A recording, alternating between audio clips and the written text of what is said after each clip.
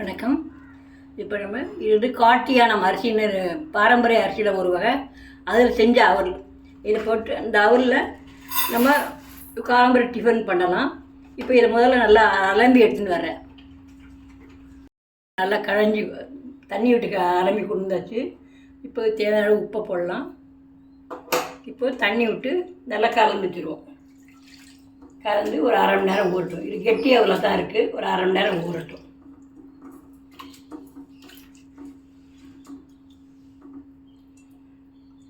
நீங்கள் அவளுக்கு மேலே தண்ணி நிற்கிற மாதிரி பார்த்தீங்கன்னா நல்லா அவள் ஊறுறதுக்கு சரியாக இருக்கும். இப்போ இது ஒரு தட்டை போட்டு மூடி வச்சிடலாம். அப்புறம் நம்ம அரை மணி நேரம் கழிச்சு பார்க்கலாம். இப்போ அவள் ஊறிட்டு நம்ம தாளித்து கொட்டலாம். அதுக்கு நான் தேங்காய் எண்ணெய் தான் யூஸ் பண்ணுறேன். தேங்காய் எண்ணெய் தான் கொஞ்சம் நல்லாயிருக்கும், நல்லா வாசனையாக இருக்கும். அதனால் தேங்காய் எண்ணெய் யூஸ் பண்ணுறேன். எண்ணெய் காயட்டும். இப்போது உளுத்தம்பருப்பு, கடுகு,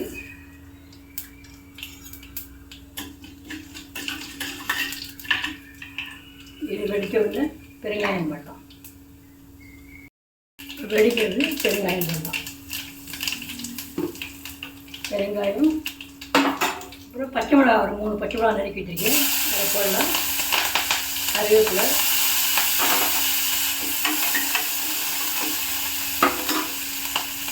குடமிளகா கொஞ்சம், கேரட்டு. இதெல்லாம் நம்ம இருந்தால் போடலாம், இல்லைன்னா போடணும் அவசியம் கிடையாது.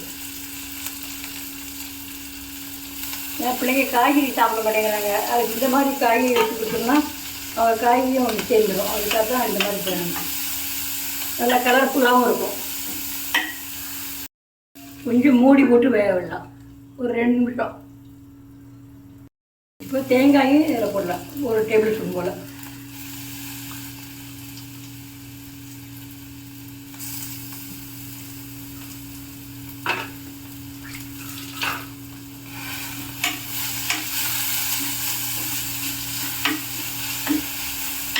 இப்போது அவல் நல்லா ஊறிட்டு இதையும் போட்டுக்கலாம்.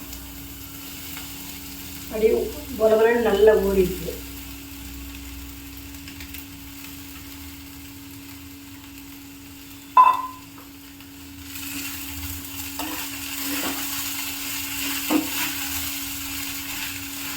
இது நீங்கள் பச்சை பட்டாணி இருந்தாக்கா அதையும் போட்டுக்கலாம்.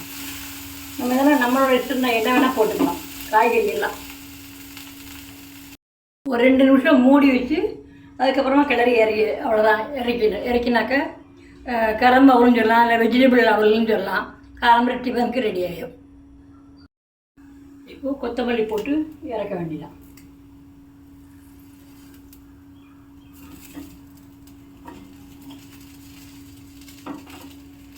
இப்போது அடுப்பு அணைச்சிடலாம். இப்போது வெஜிடபிள் அவல் ரெடி. இப்போது சுவையான சத்தான காலம்பரை டிஃபன் வெஜிடபிள் அவல் ரெடி. நீங்களும் செஞ்சு பாருங்கள். சாப்பிட்டு ஆரோக்கியமாக இருங்க. நன்றி.